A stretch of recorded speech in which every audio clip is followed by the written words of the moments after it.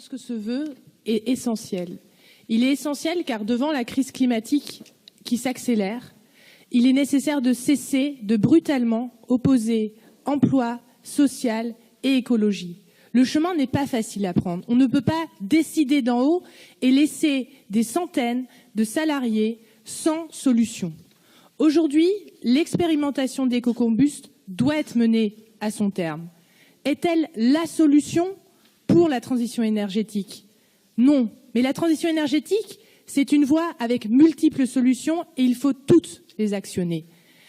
Pourquoi il ne faut pas fermer Cordemais de manière brutale? Parce que de Cordemais, il faut pouvoir faire le laboratoire et montrer que écologie, sociale et emploi vont de pair. J'étais il y a une dizaine de jours devant les cadres du grand port maritime. Leur économie dépend à 85% de l'importation des énergies fossiles.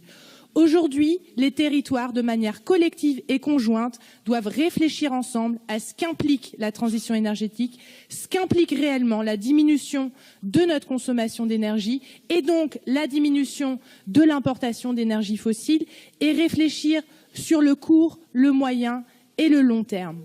Sur la question de Cordemais, Cordemais est à un point névralgique. Les réseaux électriques y passent. Les réseaux gaz sont proches. Il y a des éoliennes en mer qui sont devant la côte.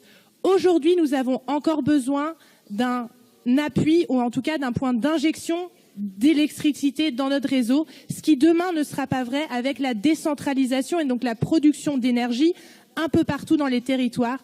Par contre, nous aurons besoin, sur les énergies renouvelables, de travailler au stockage. Je pense que si nous donnons un signal fort dans ce sens-là, nous pouvons faire de Cordemais un exemple de comment on peut justement reconvertir notre économie, reconvertir au profit de l'écologie, parce que le climat ne se fera pas d'en haut en décrétant les choses, il se fera en proposant des solutions concrètes pour chacun et chacune. Je vous remercie.